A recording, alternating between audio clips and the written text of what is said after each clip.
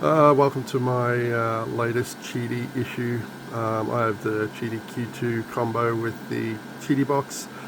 It constantly blocks nozzles whenever I try to change color, or in this particular instance I ran out of one PLA and tried to install a second PLA into it.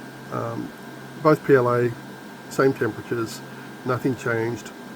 But when it's cut the filament for the PLA and tried to insert the next PLA over the top of it, the first PLA has created a blockage in the nozzle again.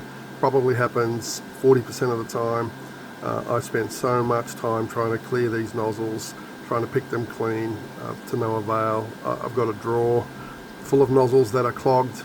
It's just absolutely ridiculous, and it's the ongoing issues I have with this QIDI machine. It came and wouldn't work.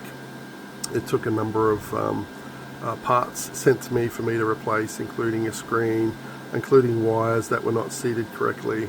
I've had issues with the extruder, so the runout sensor has snapped again because of blockages. It's created back pressure in it, and it broke the runout sensor, so QIDI had to send me a new one.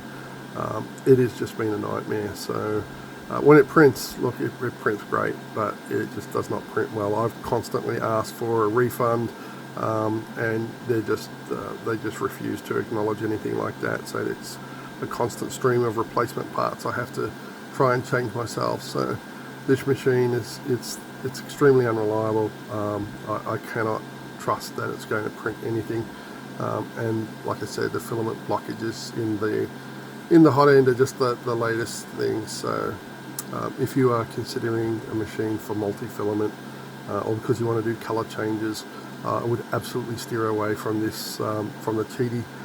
Based on my experiences, the QIDI box, the box itself seems to work okay, but the hot end of the nozzles, the design of them pulls the filament back and cools and creates a blockage.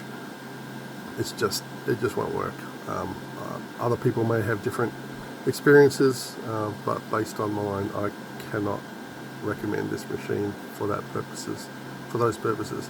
Look, as a single filament machine, it works quite well. I mean, it prints well. It achieves some great temperatures. I've printed nylon in it without too many issues, but again, you know, it's just not the machine I expected it to be. And their service, I've been waiting on parts now for months to get replacement. I've ordered additional things and still can't get the silicone wipes, the wipe pad for it. I've been waiting for a new runout sensor because the one that snapped, I just happened to have one that came with the QIDI box as a replacement that I used. So I've been lucky to keep printing, but like I said, it's just been a constant nightmare, and QIDI they won't even consider a refund or anything like that, despite this machine being an absolute lemon from my experience. So take that for what it's worth. Again, that's only my experiences.